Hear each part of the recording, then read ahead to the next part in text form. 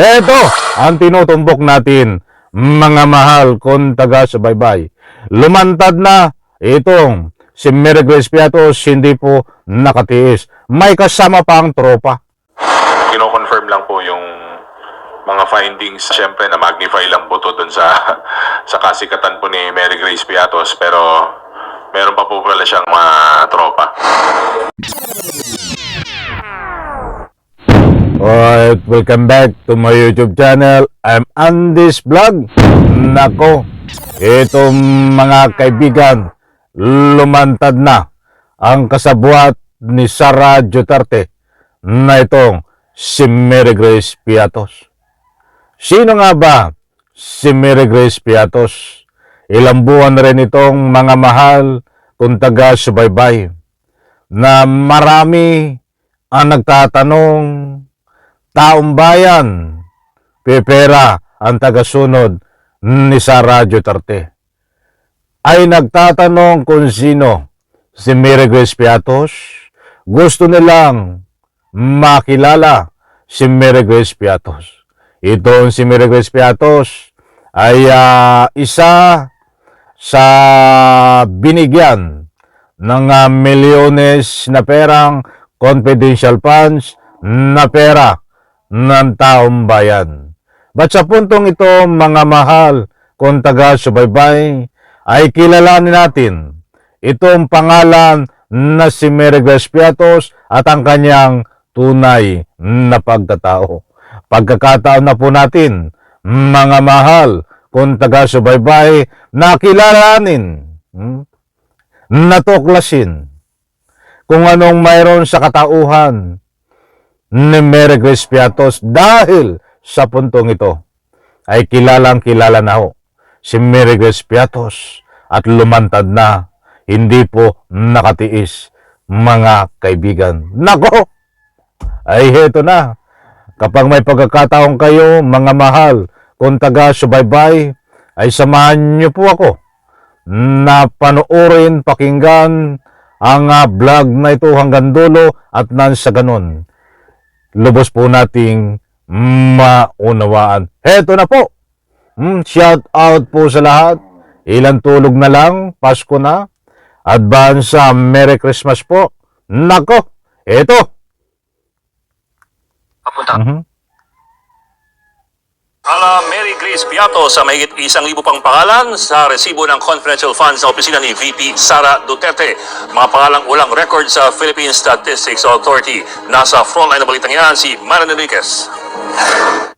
Mula sa halos 2,000, higit 1,300 pangalan na nakatanggap umano ng confidential funds ng opisina ni Vice President Sara Duterte ang...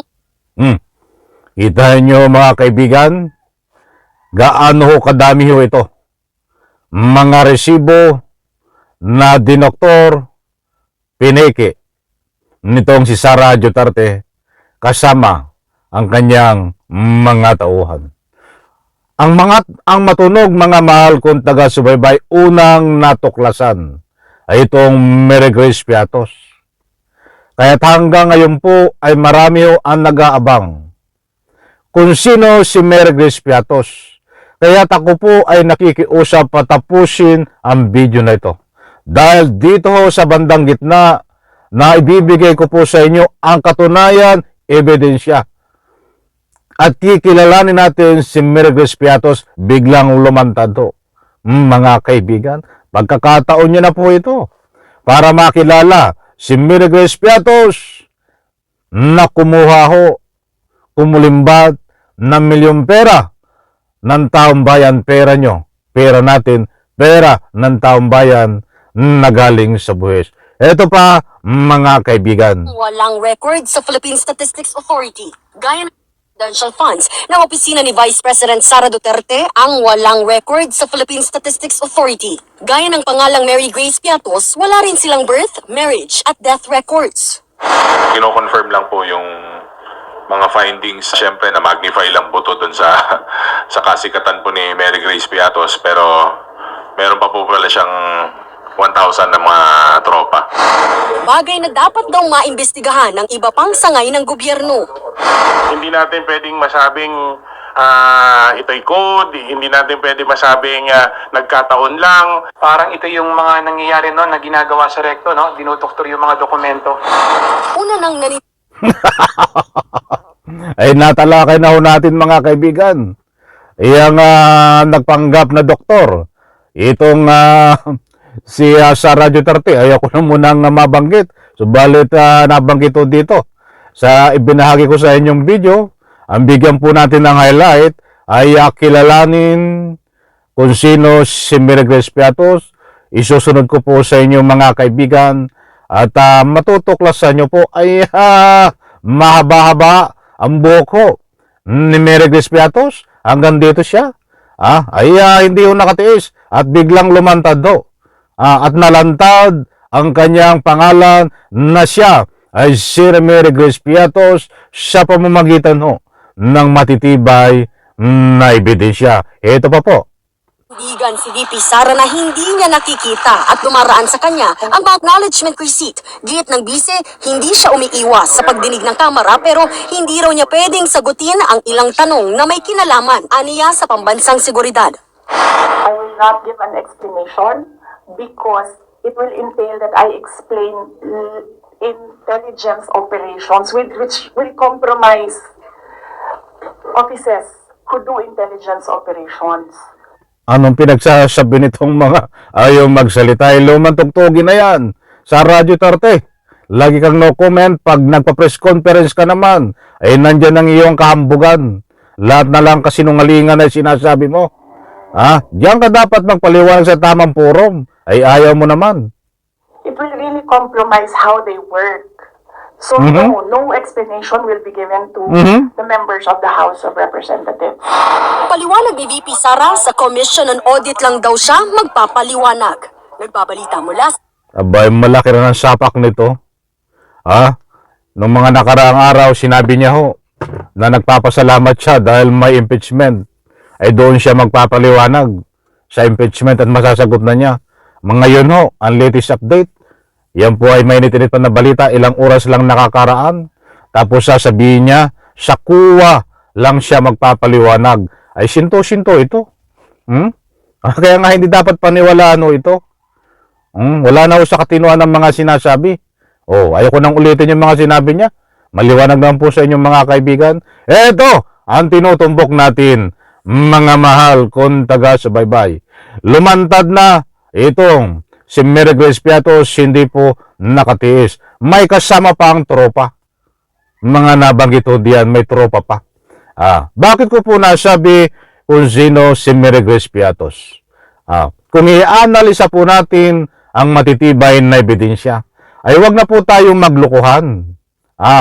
Wag na po tayong maglukuhan at magbatay po tayo sa mga lumalabas na ebidensya na galing po diyan sa mga hearing ng Kongreso, mga papeles na lumalabas na peking dokumento. Diretsahan po tayo, mga mahal kong taga-subaybay, na itong si Mary Grace Piatos ay walang iba kundi si Sara Duterte. Di umano, sapagkat yan ang lumalabas kung i-analisa po natin sa mga peke na dokumento. Tumaga po ng pera si Mary Grace Piatos, ayon diyan ho sa dokumento. But ang totoo niyan, ang pera ay na kay Sara Duterte. Gumamit lang ho ng alias na Mary Grace Piatos. Lumabas pa rin po ilang araw, ilang oras ang nakakaraan na mahigit 1,000 papeles, dokumento na ika nga po ay hindi tao, only pangalan. Bakit po natin nasabing hindi tao? Walang record ng birth certificate. Walang record ng kamatayan kung namatay ito. So mga kaibigan, mga piki ang dokumento na ang pera lahat ay nakay Sara Duterte. Gumamit lang ho ng mga tao, na mga alien. Gumamit ang pangalan na Mary Grace Piatos. But kung susumahin po natin ang katotohanan, ito pong si Mary Grace Piatos ay walang iba kundi si Sara Duterte. Alam ko mga kaibigan, nakuha nyo ang gusto kong ipunto. Matagal na itong usap-usapan, walang umaamin at walang ika nga po'y nagtuturo. Only ebidensya lang ho na si Mary Grace Piatos ay isa at itong si Sara Duterte. Nako po, ay matindi, di ba? Wala, hindi po tayo nagpapakalat ng anumang fake news. Oh, mga kaibigan, any reaction, pabor po ba kayo una niwala kayo na itong si Mary Grace Piatos ay si Sara Duterte? That's why, ngayon ho, nandyan ho ang matitibay na ebidensya. Inilabas na. Hindi po pwede sabihin na nagkamali lang sa resibo. Dahil una pa man, ay napakarami na pong resibo. Ang ika nga po'y dinoktor, pineke. Hindi po yan isang uri para paniwalaan nating nagkamali. Data po at sa puntong ito ay napakatibay ho ng ebidensya. Only itong tinatalakay natin sa katauhan ni Sara Duterte ay itong si Mary Grace Piatos ay isa. Sara Duterte at Mary Grace Piatos. Okay, alright, maraming salamat. Pagpalain po tayo lahat. Sabay-sabay po nating i-like ang video na ito. Please support po ang aking second YouTube channel, Andy's Vlog, at itong aking main YouTube channel. Bye-bye. Palakpakan.